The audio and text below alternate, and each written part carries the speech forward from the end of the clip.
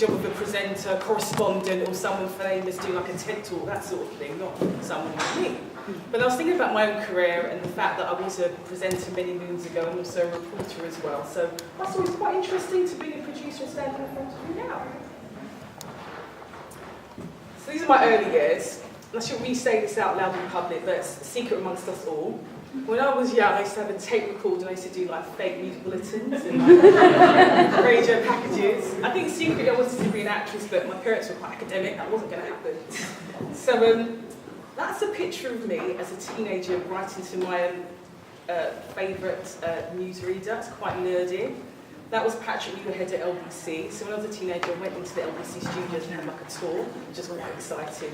And because that's not your world, you're like, oh my gosh, I hear him on the radio, and there's Patrick, I meet him in person. You see, I'm trying to like hold it down that I wasn't that excited. But obviously, it's quite embarrassing in hindsight. So I did a media degree in the 90s, a media and communication studies degree. And everyone frowns on those courses, but it gave me a bit of an insight into that realms of that industry. So I did a bit of desktop publishing, as we used to call it then. Did a bit of radio production and TV, that sort of stuff. And when you're a student, I'm sure you're aware that you get your degree, you think, the world is my oyster, I can do anything. So I wrote loads of letters to production companies like Planet 24 and Talk TV. And it was really fun. I got so many rejection letters because I had no experience, as always. So I got my first work experience in a paper called New Nation newspaper. So it's a bit like The Voice newspaper. I'm sure you're not familiar with The Voice now, but sadly New Nation shut down a few years ago. And I had some work experience in New Nation newspaper, and then I became an editorial assistant. So that means that's the most junior role within a newspaper. That's the person that calls up columnists and asks for your copy, and I used to file pictures, that sort of stuff, in the days when pictures were quite tangible, not digital in that respect. But it was a really good experience, and from editorial assistant I moved to the listings editor, so that means I had a really good social life in the 90s. I was going out a lot at that time. And then later on I became the deputy entertainment editor within the main publication as well, which is great fun. And if you can imagine the 90s, I was kind of youngish, going to lots of functions and parties, as they always call it. And remember I interviewed Destiny's Child way before Beyonce, and was like, that sort of stuff. Yeah, that's oh, I do love it, Did I say that I don't like being in front of the camera? Did I say that? Anyway. And when I was at New Nation, it's quite funny, I got an opportunity to be like a live guest on BBC London Radio, and I was at the Brit Awards on the phone, literally, for a live broadcast, and I was talking about the winners and losers of the Brits, and fancy costumes and things like that, and everyone was laughing in the studio. I was like, oh my god, radio sounds quite good, maybe I should do radio. So I got some work experience at BBC London, which was really good fun. And it's just interesting to think that from one experience of speaking to a different medium, as in radio, you can get a chance to get some experience and you can learn a completely different skill set. So I was quite lucky, and I went to BBC London, and then I was lucky enough a year later to do a kind of ad hoc traineeship scheme, because they were launching a new station at the time. It didn't have a name, it was called One Extra. And it was quite fun because this was like my introduction to the BBC many, many moons ago. And as you can see, that's a picture of me looking slightly regal in the hope that I was going to be famous. And this was the whole production team, not specifically within news. What was really great at One Extra, they trained a new generation of Black and Asian journalists within news, and I was one of them. And they invested in voice projection and voice coaching and the technical side of editing, productions on your laptop and things like that, which we'd never done that before, which was a fantastic opportunity. And when I was at One Extra, I initially started as the entertainment presenter. And then later on, I was actually the main presenter of the news programme called TX Unlimited, which was great fun. Now, TX Unlimited was quite groundbreaking for its day on a digital music station, because I'm sure you guys are familiar with Newsbeat on Radio 1, which is like a 15-minute slot, and the morning programme in the afternoon. But TX Unlimited was like a 2-hour news programme with music and discussions. So there's a real insight into what young people were thinking and talking about at the time. So it's quite groundbreaking. We had great discussions. And I always say that that was the time when I was working, and it didn't feel like work because it was so much fun going into work every day. And some of my highlights, I went to the Trinidad Carnival, which was really good. I also covered the Damiola Taylor case at the High Court. That was a massive story for my time. And also I went to the southern states of America after Hurricane Katrina, so those are a few of my pictures, literally the devastation and destruction after such a huge natural disaster. It was a really humbling experience for me, because it gave me an insight into how communities were trying to build their lives after they've lost so many things. And that was a big thing for me, something I'll never forget actually. And I remember, I shouldn't say this, but I'm quite a soft journalist. I always say that I'm one of the nicest people in journalism. I'm very honest. And I remember when I was leaving some of the families that were living in the trailer parks, and I felt so guilty coming back to London with all the resources at home and stuff. And I gave them everything that I had, like kettles and pots and books and things and any food that I had, because I felt so bad that I was actually leaving them. But it was a great experience and something I'll never take away. Now, I thought I'll just explain to you all about what the role of a producer actually is. And I think the nicest way to explain it's about seeing it like a chocolate cake. Right? So you're thinking, a chocolate cake television producer, but I think it's just a nice way of explaining what I actually do when it comes to making output, that sort of stuff. So if you can imagine, I'm making a cake, and I've got the finest bit of ingredients, and I've got a beautiful, expensive blender, and I've got all the great ingredients, I've got a Michelin-star recipe, and I'm putting everything in the pot, and mixing and stirring, putting the designer cake tin, I put it in the oven, and then the presenter pulls out and goes, voila!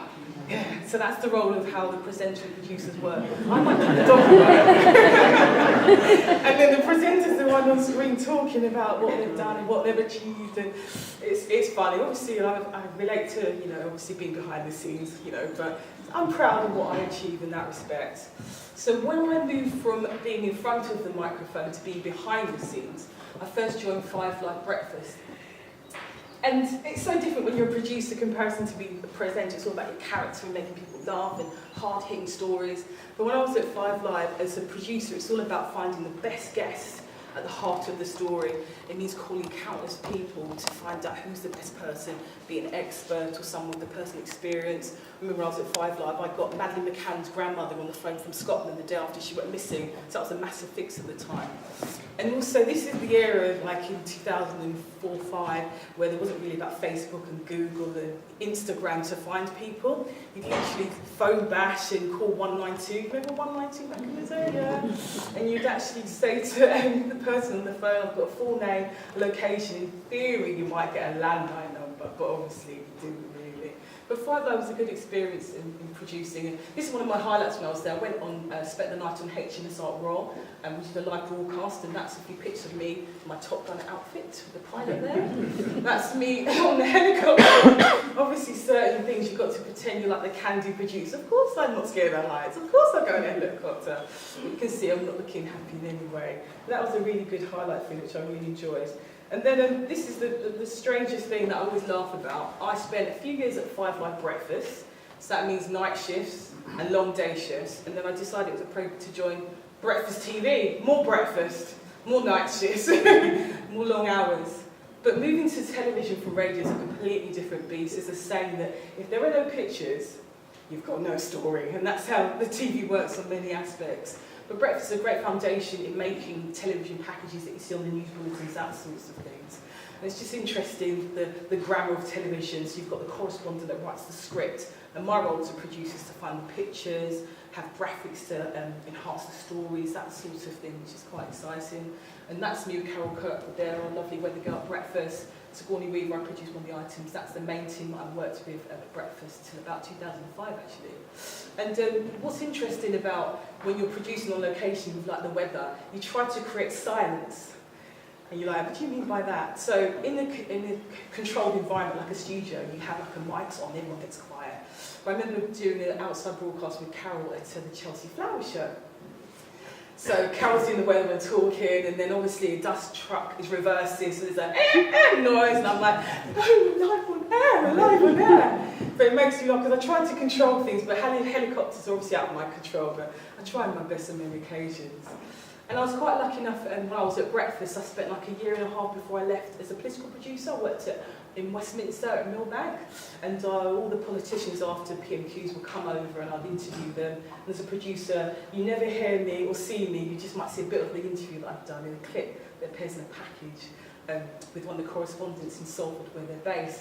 Also did some outside broadcasts for Millbank on College Green, which is a bit of grass above, opposite Westminster, I should say. Also did a nice OB at Downing Street, so that was quite cool, and David Cameron was PM. So I remember standing there in front of the camera looking, and they're looking at me down the line, I'm hearing them saying, where's David Cameron, and he's coming in, and I start walking backwards, because obviously I don't need to be in shock because the Prime Minister's in here. That's quite exciting. And so I remember when I was working for Breakfast as a political producer in London, and I saw an advert for a senior broadcast journalist within news gathering. So I'll just give you an insight of what news gathering is. So I was producing for Breakfast before, so the only output I ever covered was at Breakfast. But when you work in news gathering, you are part of a massive hub of producers and correspondents and assistant editors, and they actually kind of create and generate the news. So various stories, they create those elements, and then that material goes on outlets that you're familiar with, like the 6 and 10 o'clock news and the Today programme. So the idea of getting a job in news gathering was quite cool. I was like, yeah, that sounds great. And this role was a senior broadcast journalist within the African and Caribbean team, a brand new unit that was set up. So at the time I was like, if I don't get this job, right, something is right, I need to know who got that job because I'm very qualified. Because I had so much experience from television within Breakfast, I worked at One Extra, I worked at New Nation newspaper, I had great contacts. That job was mine, and obviously it was my job, that's why I'm here in front of you now. And myself and Elaine Duncan have been in the role for about 2 years now. And what we can say is a change is the fact that we now can go to editors for the 6 and 10 o'clock news, and certain stories that we think are relevant to our audience, we kind of pitch them in a certain way that makes editors think, you know what, that is interesting. Like, for example, when Darkest Hell died a few weeks ago, they called us on a Sunday to get that piece on the 10 o'clock news, and that was really relevant.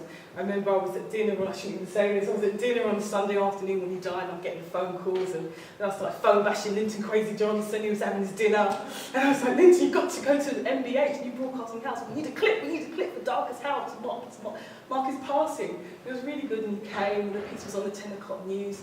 I think the BBC now are changing the fact that they know the relevance of someone like that, and that's why our team was brought in. I think it's really significant.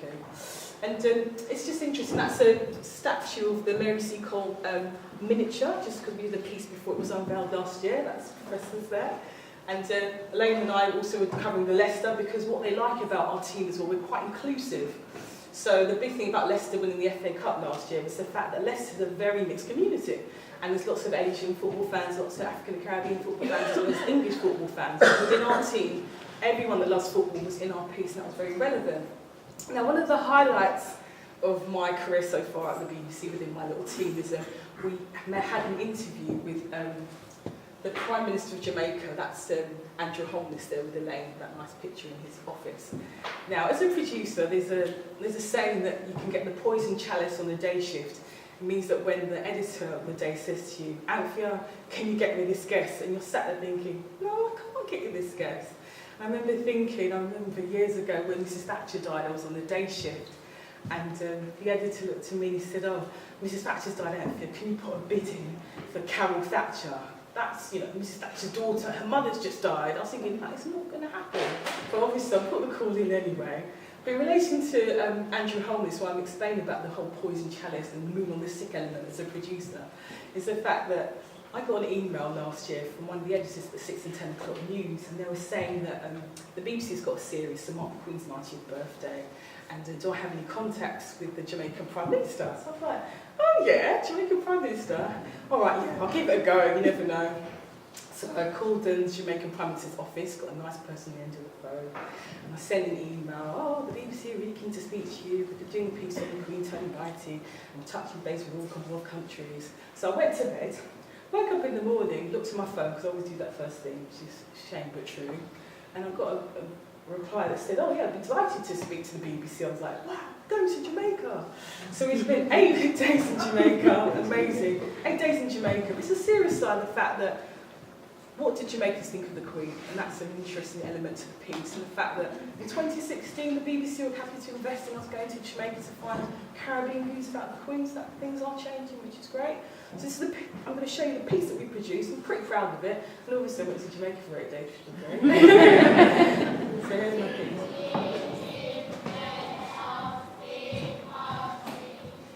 Today, the children of St. Elizabeth in Jamaica are learning about their Queen.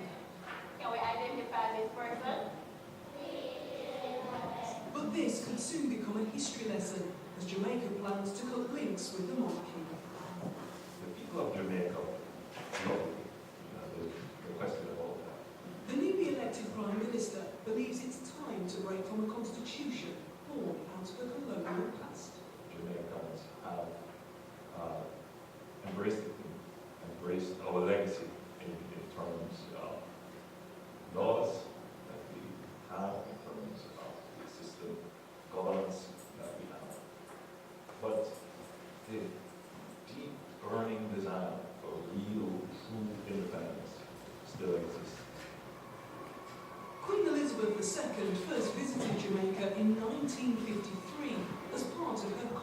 at all.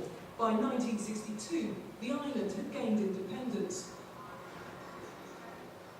Despite this, final decisions about Jamaica's Court of Appeal are made in London. Signs of a shared past run deep, following more than 300 years of British rule. Many Jamaicans today, young people especially, they don't have a clue about what is happening with the Queen or the Queen's related to Jamaica, and what are not. They don't see any benefits deriving from. She visited our island 6 times, and I'm sure she loved the people of Jamaica, or she would be coming here. Because of that, I love her. And this is one of the places that Queen Elizabeth has visited, a charity trench town in one of the most deprived areas of Kingston. Right, but everything you see, the box, the drum, the monitors, the equipment, the mixer board, everything was given, was like me.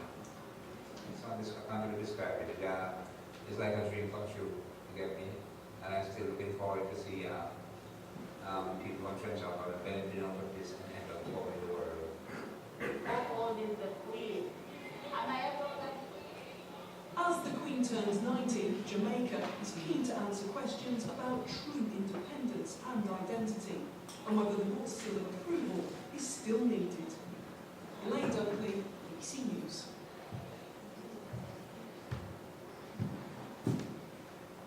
So that was our piece there. Just in closing, I was thinking, what is today's conference title, Beyond Unconscious Bias, mean to me? Now I can say I've been in the media for 20 years now. I can't believe I said that out loud, but anyway, I'll secret, guys. From when I first started over the years, I can consciously say that I may have been the only black woman in editorial meetings and conferences and seminars. I can also say that gradually things are changing, and the fact that there's a presence of different minorities at certain meetings, certain conferences, having a voice and being at the table, voicing their opinions, I think that's the change. I think that truly is the key.